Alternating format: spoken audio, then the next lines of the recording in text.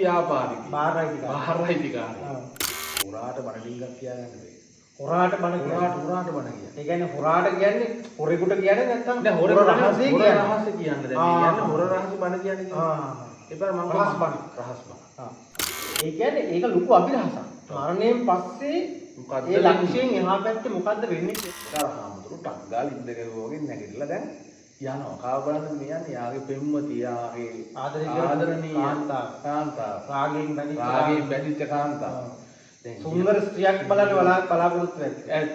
එලා මිනිස්සුන්ට ඒ වගේ ලස්සන හිනායන ටිකක් කරලා තමයි අපුවත් එක ඇත්තට.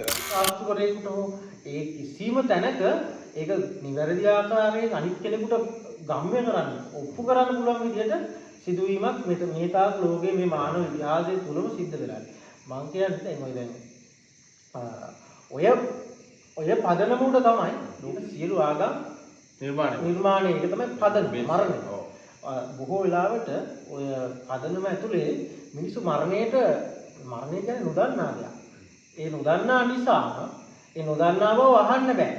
අපි දැනගෙන ඉන්නවා කියලා මිනිස්සුන්ට හිතන්න පුළුවන්. මරණයෙන් පස්සේ ඉපදිනවා. මරණයෙන් පස්සේ අපාය යනවා, නිරේ යනවා, නැත්තම් ස්වර්ගය යනවා, දිව්‍ය ලෝකේ යනවා. ඒ වගේ අනාදි වශයෙන් මොන දේ හිතන් හිටියත් මරණය පිළිබඳව කියන්න තියෙන හොඳම කාරණාව තමයි දන්නේ කියන එක.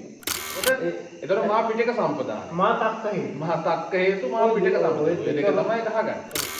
මේ ඔය මරණය පිළිබඳව මරණය කියලා කියන කාරණාව තමයි ලෝකයේ තියෙන ලොකුම ලොකු මාතෘකාව. කාලෙන් කියන එක වෙන්දේසි කරනවා වගේ වැඩ. අන්න ඔප්ෂන් එකක්. ඔප්ෂන් එකක්. ආදරණීය චරිතයක්. මේ ආමතුරුගේ නම කියන්නේ හොඳ නැහැ. ඉතින් හාමුදුරුවෝ මේ නම් ගම් කියන්නේ නැහැ. නිවැරදි ආකාරයෙන් සීකල්පනාව ඇතුව අපි විමර්ශනශීලව හිටියාම මට තරහ යන්නේ. මට සතුට හිතෙන්නේ.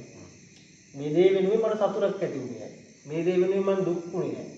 මට මේ මිනිහත් එක්ක කේන්තියක් ඇති වෙන්නේ. මේ වගේ දේවල් විමර්ශනය කරමින් ඒක තමයි බුදුහාමුදුරුවෝ දර්ශනාව කියලා කියන්නේ. ඒකකොට ලොකු අවබෝධයක් ඇති වෙනවා. ඒ අවබෝධයත් එක්ක ජීවිතයේ අත්දැකීම් අපිට ගොඩාක් මේ අත්දැකීම් අවබෝධ වෙනවා. ඒ අත්දැකීම් අවබෝධ වෙනකොට සමහර අත්දැකීම් තියෙනවා සම්පූර්ණම ජීවිතේ කලපිට ගන්න අත්දැකීම්. බලන්න මොකද ගෙදර ගෙනියන්න ඕන මේක. ඒක භෞතිකව පේන එකක් තියෙනවනේ. ඒ පේන දේවල් බලලා අපි නිගමනය කරන මරණය මෙහෙම එකක් වෙන්න තියෙනවා. දැන් අපිට කෙනෙක් මැරෙනවා අපිට පේනවා එයා හොඳටම වෙලෙදෑදී කෑ ගහලා අපිට පේනවා කෑ ගහනවා. එයාට මල මුත්‍ර පිට වෙනවා.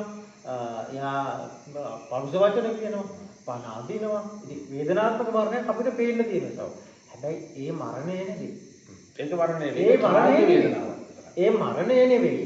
ඒ මරණයට කලින් තියෙන යම් කිසි ප්‍රොසෙස් එකක්. දැන් ඒක ගණන් කරාම හරි හොඳ ශ්‍රේෂ්ඨ උද්‍යෝග ඊට පස්සේ එන සියලු දැන් අතන්ට අර විදිහට මුණ දුන්නයි කියලා කියන්නේ ඊළඟට එන සියලු දේවල් සිද්ධියක් විතරයි. තවත් ඒ වගේ සිද්ධියක් විතරයි සහ තාම උද්‍යෝගෙමත් ඒක බාර ගන්න පුළුවන් විදිහට එයා ශක්තිමත්. අතන මෙයා නැවතිලා. ව්‍යාපාරිකව පන්සල් වලට උදව් කරනවා. මරණය කියලා කියන්නේ මොකද්ද කියන එක සහ මරණයෙන් යහා පැත්තේ මොකද්ද කියන්නේ කාටවත් අයිඩියා එකක් නැහැ. මිනිස්සු අර ටික බලලා අතන ජජ් කරන එක වැරදි. සම්පූර්ණ කෙනෙක් බොහොම සතුටෙන් හුස්ම යන එකක් බලලා අපිට කියන්න බෑ එයාගේ මරණය